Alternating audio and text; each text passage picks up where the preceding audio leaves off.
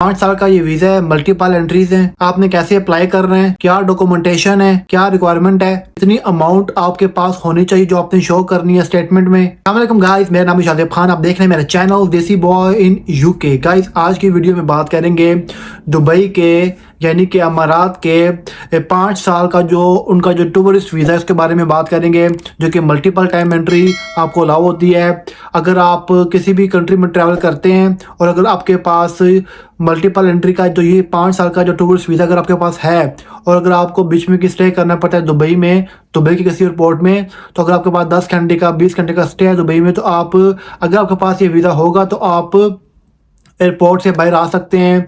Airport के बाहर आके थोड़ा दुबई भी आप घूम सकते हैं, जैसे वो ट्रांजिट वीज़ा के ऊपर होते हैं, आप वही काम इस पर भी कर सकते हैं। आप जब दिल करेगा आपका, आपने सिर्फ टिकट लेनी है और आपने दुबई आ जाना है, आपने अमारात आ जाना है। वीज़ा के बहुत सारे एडवांटेजेस भी हैं। सबसे पहले बात करते हैं कि आपने ये वीज़ा अप्लाई कैसे करना है, उसकी डॉक्यूमेंटेशन क्या है। मैं नीचे आपको लिंक दे दूंगा डिस्क्रिप्शन में, उस पर क्लिक करके आप जा सकते हैं। वहाँ पे आपने जाना है, सिंपल आपको स्क्रीन पे भी नज़र आ रहा होगा। सिंपल आपने सिर्फ क्लिक करना है, यहाँ पे इस पर लिखा हुआ है कि ये multi entries 5 year tourist visa है, तो आपने वहाँ पर जब सिंपल क्लिक करना है, आपकी जो सर्विस है वो स्टार्ट हो जाएगी। अब बात करें डॉक्यूमेंटेशन की, जो डॉक्यूमेंटेशन में इसमें कह लें कि 4 मेन डॉक्यूमेंट्स हैं जो आपने अपलोड करने हैं। मेन डॉक्यूमेंट्स की बात कर रहा हूँ। आपका पासपोर्ट तो है ही है, आपकी जो पिक्चर होती है पासपोर्ट साइज वो तो होगी, वो तो मैंडेटरी है। इसके अलावा 4 मेन डॉक्यूमेंट्स और हैं। पहले नंबर पे आता है जी आपकी बैंक स्टेटमेंट। बैंक स्टेटमेंट का मैं बता दूं आपको, ये बैंक स्टेटमेंट में आपके पास जो अमाउंट है वो होनी चाहिए मिनिमम $4,000 के इक्वलेंट। अगर आपके पास पाकिस्तानी अकाउंट है तो आपके पास $4,000 के इक्वलेंट अमाउंट होनी चाहिए, जो कि तकरीबन बनते हैं जी पाकिस्तानी रुपीस में 11.5 लाख रुपए। और अगर आपके पास कोई इंटरनेशनल अकाउंट होल्डर हैं आप, तो वो $4,000 यानी कि $4,000 आपके अकाउंट में होने चाहिए जब आप अप्लाई करेंगे। तो जो बैंक स्टेटमेंट है, बैंक स्टेटमेंट आपने मोबाइल से डाउनलोड करके अपलोड नहीं कर देनी। आपने बैंक जाना है, वहाँ से ऑफिशियल आपने डॉक्यूमेंट लेनी है हार्ड फॉर्म में, और फिर उसको साइन करवाना है, इसको स्टैम्प कराना है, जो बैंक का जो ऑफिसर होगा वो करेगा। उसके बाद आपने ये जो बैंक स्टेटमेंट होगी आपने इसको अपलोड करना है। और 2 पे आता है जी मेडिकल इंश्योरेंस। मेडिकल इंश्योरेंस आप अप्लाई कर सकते हैं जब इस वीज़े के लिए अप्लाई करेंगे, तो वहाँ पर भी ऑप्शन होती हैं, आप वहाँ से भी अप्लाई कर सकते हैं। तो इतनी कॉस्ट नहीं आएगी मेडिकल इंश्योरेंस के ऊपर आपको।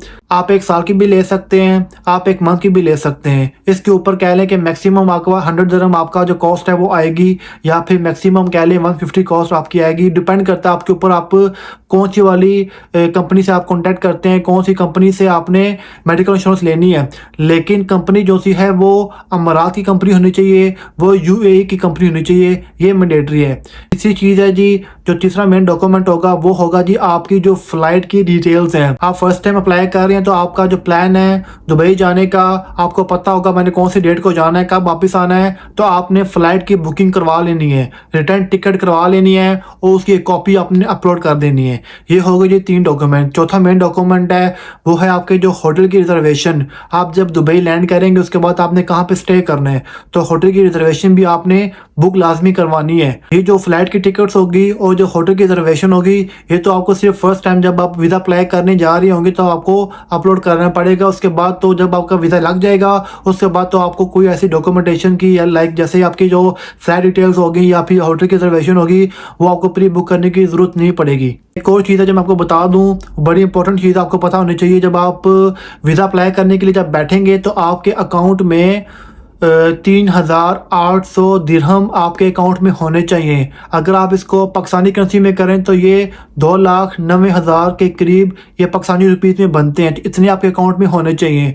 इन केस अगर आपका वीज़ा रिजेक्ट हो जाता है तो वो 200 दिरहम वो डिडक्ट कर लेंगे, तो 3,600 दिरहम वो आपके अकाउंट में वापस कर देंगे, और जो 3,600 कहने की रिफंडेबल अमाउंट है। इसके अलावा अगर आपकी एप्लीकेशन सक्सेस हो जाती है, वो वीज़ा आपको अलॉट करते हैं, तो 800 दिरहम इसकी कॉस्ट होगी। इसके अलावा 3,000 दिरहम वो डिपॉजिट रखेंगे। आप जो डिपॉजिट 3,000 दिरहम रख रहे हैं वो वीज़ा लगने के बाद आपको डिपॉजिट नहीं मिलेगा। ये जो डिपॉजिट होगा ये 5 साल तक कह लें कि ये डिपॉजिट रहेगा उनके अकाउंट में, ये गवर्नमेंट के पास ही रहेगा। 5 साल के बाद जब आपका वीज़ा एक्सपायर होने पर आएगा उस वक्त ये 3,000 दिरहम आपको मिलेंगे। आप 3,000 दिरहम अफोर्ड कर सकते हैं कि गवर्नमेंट के पास पड़े रहें 5 साल तक, तो ये 5 साल तक अमाउंट है, जो कि एक मिडिल क्लास के लिए तो कह लें कि एक हैवी अमाउंट होगी उनके लिए। तो अगर आप अफोर्ड कर सकते हैं तो आप फिर डिपॉजिट करवा दें, क्योंकि ये इनकी रिक्वायरमेंट है। पहले ये रिक्वायरमेंट नहीं थी, अब ये लोग 3000 दिरहम डिपॉजिट के तौर पे 5 साल के लिए अपने पास रख रहे हैं। जी अच्छी आज की वीडियो थी, उम्मीद करता हूँ पसंद आई होगी। अगर आपने चैनल को सब्सक्राइब नहीं किया, वीडियो को लाइक नहीं किया तो कर दें। कमेंट करके बताएं कि कौन कौन लोग हैं जो दुबई आना चाहते हैं और कौन कौन लोग हैं जो यूके आना चाहते हैं। देखते रहिए मेरा चैनल देसी बॉय इन यूके।